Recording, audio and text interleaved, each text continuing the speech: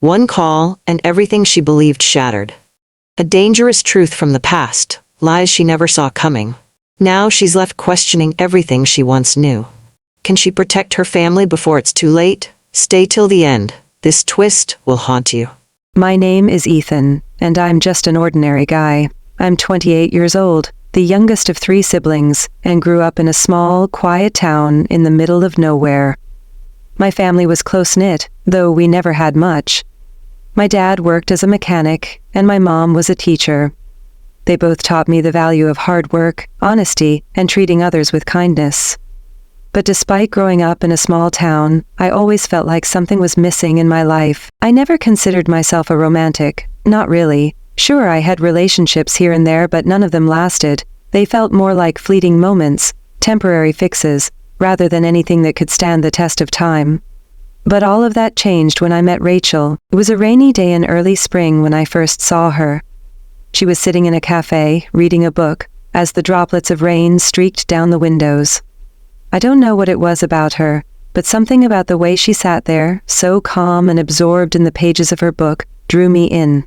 She had this air about her, a kind of mystery that made me feel like I had to know her. I was never the kind of guy to approach someone first, but something about Rachel was different. I walked over and asked if I could sit down. She smiled and said, "Sure." That was the beginning of something I never expected. Things started off innocently enough. We exchanged numbers, met for coffee a few more times, and before long, we were seeing each other regularly. I could tell that Rachel was someone special, but she was also elusive. She didn't talk much about her past, which I understood. We all have things we'd rather not share right away, right? But it wasn't just that Rachel was quiet about her past. There was something else, something deeper, that felt off.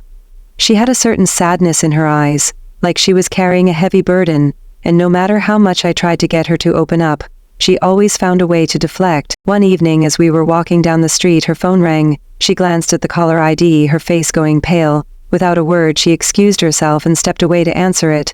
I tried to give her space, but a nagging feeling crept up inside me. The call was short, but when she came back, she looked shaken. "I'm sorry," she said quietly. "I think we should take a break." The words hit me like a ton of bricks. I had no idea what was happening, but something was clearly wrong. I tried to get her to explain, but she was already pulling away, retreating into herself in a way I had never seen before. Over the next few weeks, Rachel became even more distant. We would still meet occasionally, but the connection between us was fading.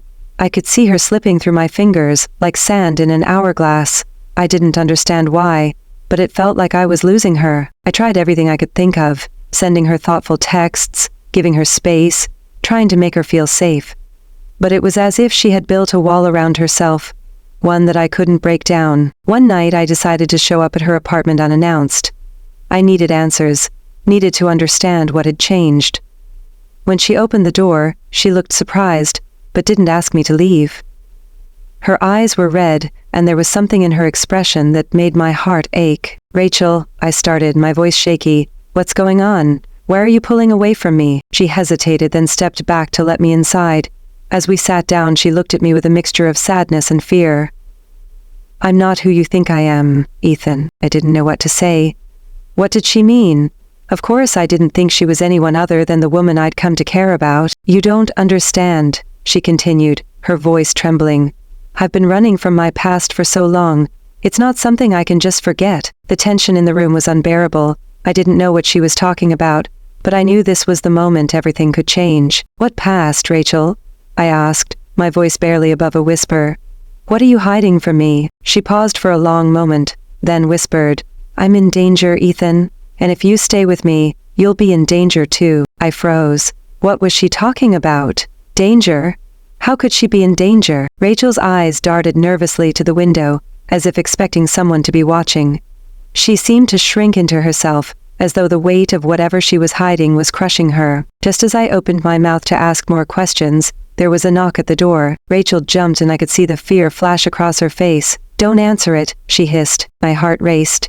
Who was at the door? Was someone looking for her? I stood up, unsure of what to do. The knock came again, louder this time. "Stay here," Rachel said, standing up. "I'll handle it." Before I could say another word, she walked swiftly to the door. I heard her whisper something to the person on the other side, but I couldn't make out the words. The door closed, and Rachel turned back to face me. Tears were streaming down her face. "I never wanted you to get involved in this, Ethan," she whispered. "I love you, but I can't protect you from my past." I could see the pain in her eyes, the way her whole body seemed to tremble with fear.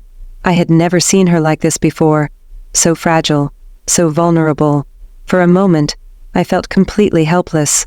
I wanted to hold her, to make everything okay, but I didn't know how. "Why didn't you tell me?" I asked, my voice cracking. "Why didn't you trust me enough to tell me what was going on?" He sighed, then handed me the kitchen cup. I sucked down some milk and began to try, but couldn't keep the taste down on my tongue long enough to shake it. Rachel shook her head. "I couldn't. If you knew the truth, you wouldn't want to be with me. It's too dangerous." Her words stung, but I didn't care. I didn't care about the danger. All I cared about was her. "Ugh, Rachel," I said softly, stepping closer to her. "I'm not going anywhere. I don't care about your past. I care about you." Her eyes flickered with a mix of gratitude and guilt, but she didn't say anything. Instead, she turned away, wiping away her tears. Over the next few days, I kept my distance, giving Rachel space to process everything, but the weight of her silence was unbearable. Every moment we spent apart felt like I was losing her all over again. I reached out to my friends, hoping to make sense of everything. They could tell something was off, but I couldn't bring myself to share the details. I knew they'd never understand. They'd tell me to walk away, to protect myself, but I couldn't. Not when my heart was telling me to stay. It's been weeks now since that night, and I still don't know what's going to happen. Rachel's past is still a mystery to me, and I can't shake the feeling that I'm in over my head. I've tried to get her to talk, to trust me fully, but she's still so guarded. Part of me wonders if I'll ever truly know the truth. What I do know is that I love her. And maybe that's enough. Maybe love is the one thing that can bridge the gap between her past and my present. But even if it isn't, I'm willing to take that risk. Because in the end, I want to be there for her, no matter what comes next. If you've ever been in a relationship where someone's past haunted them, where love and trust were tested in ways you never expected, I'd love to hear your thoughts. Drop a comment below and share your experiences. And don't forget to like, subscribe, and share this story if you think someone else might relate to it.